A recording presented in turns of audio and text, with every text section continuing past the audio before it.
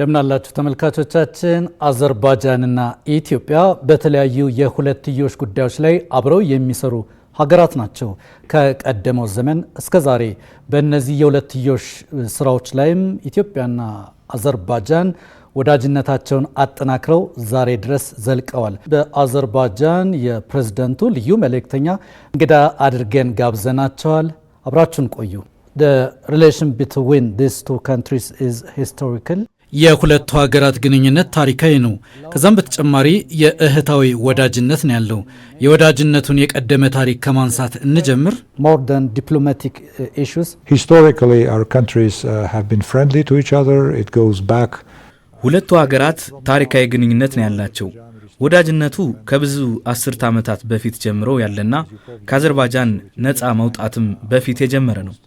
አንተም ልታውቅ እንደምትችለው በሶቪየት ህብረት ዘመን አዘርባይጃን የኢትዮጵያን ተማሪዎች ተቀብላ አስተናግዳለች። የሰው ለሰው ህዝባዊ ግንኙነት የጀመረው ያኔ ነው።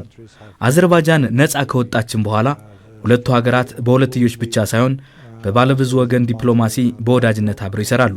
አሁን ላይ ደግሞ ሁለቱ ሀገራት የስካውን ግንኙነታቸውን ለማጠናከርና ዘርፎችን ለማስፋት እየሰሩ ነው። የሀገራቱ ግንኙነትም ከፍተኛ ደረጃ ላይ ይገኛል። From both sides that it's high time to build up this relationship and to deepen it. Coming to the present one, what are the areas that the two countries are aspiring? የኢትዮጵያና የአዘርባይጃን ግንኙነት ከጊዜ ወደ ጊዜ እያደገ ይገኛል። አሁን ላይ ኢትዮጵያና አዘርባይጃን በልዩነት የሚሰሩባቸው የሁለትዮሽ የትብብር መስኮች ምን ናቸው? Securing national interest. The contacts that we have had over the last decades and also the very high quality of political dialogue between the leadership of two countries. የወዳጅነት ታሪካችን በጣም ጥሩና ውጤታማ ነው። ይህ አሁን ላለው የሀገራቱ ግንኙነት ጥሩ አስቻይ መሰረት ነው። ለዚህም በተለያዩ ጊዜያት በመሪዎች በተደረጉ ውይይቶች በተጨባጭ ሁለቱ ሀገራት ሊተባበሩባቸው የሚችሉባቸው መስኮች ተለይተዋል። በግብርና፣ በማዕድን ማውጣት፣ በአምራች ዘርፍ በስካውኑ ትብብራችን ውጤት ያስመዘገብንባቸው የአገልግሎት አሰጣጥን ማዘመን፣ ትብብር በማሳደግ ለመስራት ውይይቶችንና ስምምነቶችን አድርገናል። በሲቪል ሰርቪስ አገልግሎት የአዘርባይጃን አሳን ተሞክሮ ከ15 ዓመታት በፊት ተጀምሮ ውጤታማ የሆነና በኢትዮጵያ የተጀመረ ነው። የአዘርባይጃን አሳን ተሞክሮ በኢትዮጵያ መሶብ በሚል ስያሜ እየተሰራበት ነው።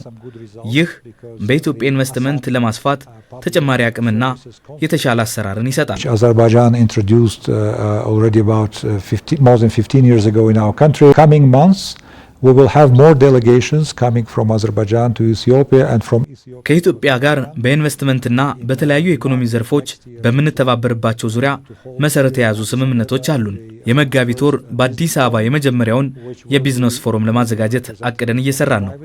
በፎረሙ የመንግስትና የግል ዘርፎች በሚተባበሩበትና በአጠቃላይ የኢኮኖሚ ትብብር ዙሪያ ይመክራል። B and B+G meetings will be the main essence of this forum. On the right to host COP32. ኢትዮጵያ በምታዘጋጀው 32ኛው የአየር ንብረት ለውጥ ዓለም አቀፍ ጉባኤ ሌላ የትብብር ዘርፍ ነው። አዘርባይጃን በቅርቡ ዓለም አቀፍን የኮፕ የአየር ንብረት ስብሰባ አስተናግዳለች። ኢትዮጵያ ተመርጣለች። በዚህም አዘርባይጃን ልምዷን ለኢትዮጵያ ለማጋራት ዝግጁ ናት። Ethiopian COP32 would be a great success.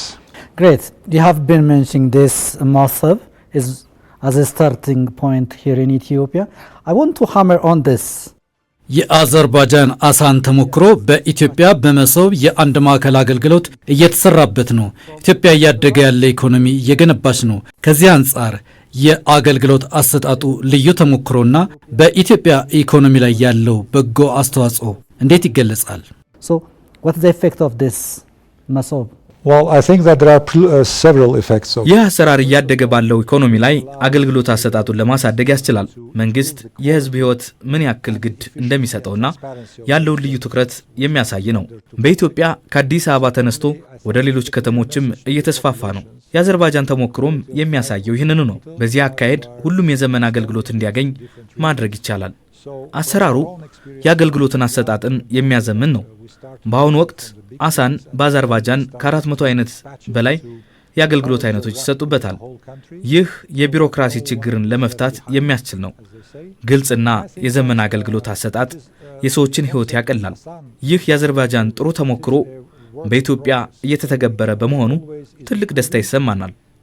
ይህ አገልግሎት አሰጣጥ ዘርፉ የሁለቱን ሀገራት የውጤታማ ግንኙነት ፍላጎትና ውጤትም የሚያሳይ ነው። This concept of Azerbaijan we are happy that it was found useful in Ethiopia. Would you tell us the diplomatic issues? I'm raising some diplomatic issues.